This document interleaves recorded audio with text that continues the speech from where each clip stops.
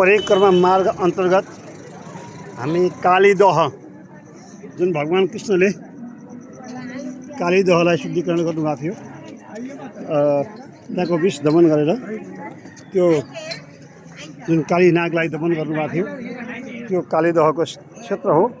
यो हामी चाहिँ यहाँ परिक्रमा गर्दैछौँ। अहिले यो मन्दिरहरू चाहिँ छ। बिहान अहिले हामी 1 घन्टा सवा घन्टाको हिँडाइपछि 6:15 बजे हामी कालीनाग दहमा आइपुगेका छौँ। यहाँ कीर्तन चाहिँ चलिरहेको छ। पैदल यात्रीहरू हामी चाहिँ हिँड्दैछौँ। यो कालीनाग कृष्णले दमन गर्नुभएको कालीनागको शेष छ। यहाँ यस्तो अवस्था छ। हामी चाहिँ अलि अगाडि जानुभयो भने यसो पट्टि छ कहिले एकछिन कालीदहको बारेमा हजुर भन्नुहुन्छ कि यो कालीनागको बारेमा अलिकति थोरै प्रश्न पारिदिनुपर्छ कि कालीनागको बारेमा अलिकति केही भनिदिनुपर्छ कि यहाँको हजुर। ए सुन्नुहोस्, यो उही कालीदह हो जहाँ यो घाट पनि छ हेर्नु अझैसम्म हो। यहाँ जमुनाजी प्रवाहित हुन्थिन्। कालीनाग यहीँ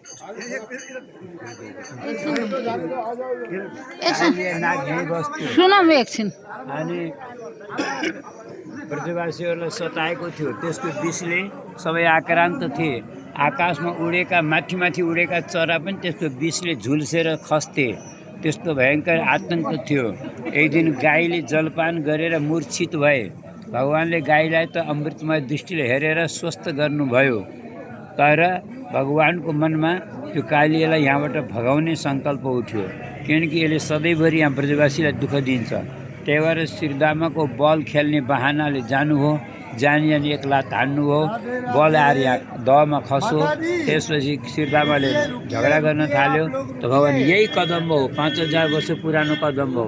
यसैको डालो पनि उतातिर उतातिर गएको तेर्सो डालोमा भगवान चढेर झम्मै यो रहमा फाल्नुभयो र कालिया नागलाई नाथेर कालिया नागलाई यहाँबाट रमणक द्वीप पठाएर यहाँको जललाई शुद्ध गर्नुभयो। यो कथा यहाँ कालीदहको यो पुरानो कालीदह। जय श्री राधे। यो जुन कदमको बुट हजारौँ वर्ष पहिला लाखौँ वर्ष पुरानो कदमको बुट त्यही कदमको बुट हो रे गुरुजीले भनेअनुसार। यो चाहिँ डालो, यो डालोको नमुना हो। यही डालीमा चढेर कृष्णले कालीदहमा हाम फाल्नुभएको रहेछ। यही डाली रहेछ। अब गुरुले भनेअनुसार यही डाली रहेछ। यहाँ यही कदमको रुखको यो डाली रहेछ। यही कदमको रुख हो। यो लाखौँ वर्ष पुरानो डाली रहेछ। यो डाली हो।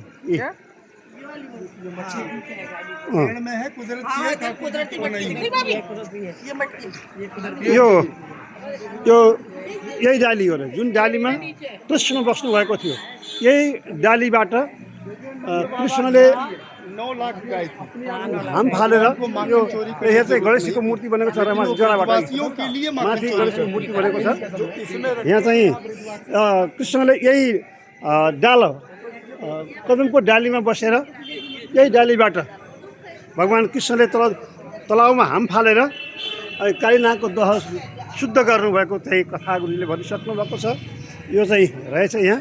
अब हामी चाहिँ प्रथम दर्शन गर्दै अगाडि बढेका छौँ। अहिले पनि त्यो नालाको चाहिँ रूपमा यहाँ छँदैछ। यो चाहिँ कालीनागको दह हो।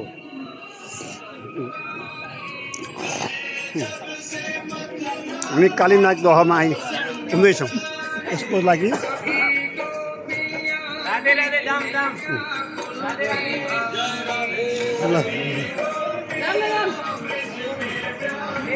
ल घुमौँ। प्राचीन कालीदह मन्दिर यहाँ छ।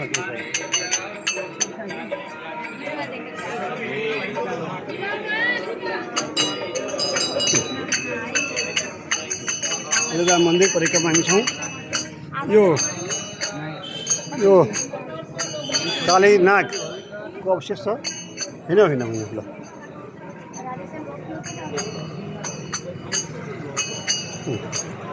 अब हामी यहाँबाट कालीदहको परिक्रमा गरेर यहीँ बाहिर निस्किसकेका छौँ। जय राधे श्री जय श्री राधे। यो कालीदहको चाहिँ हामी चाहिँ फर्किसकेका छौँ। अब कालीदहको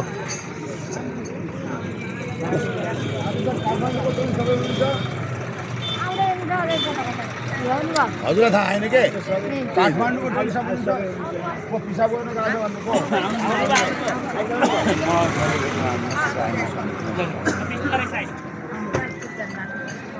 कालीदह जुन भगवान् कृष्णले जुन शुद्धिकरण गरेर छ काइनालाई दहन गरेर यहाँ हामी अगाडि सकेर परिक्रमा सकेर अगाडि बढ्दैछौँ। जय श्री राम।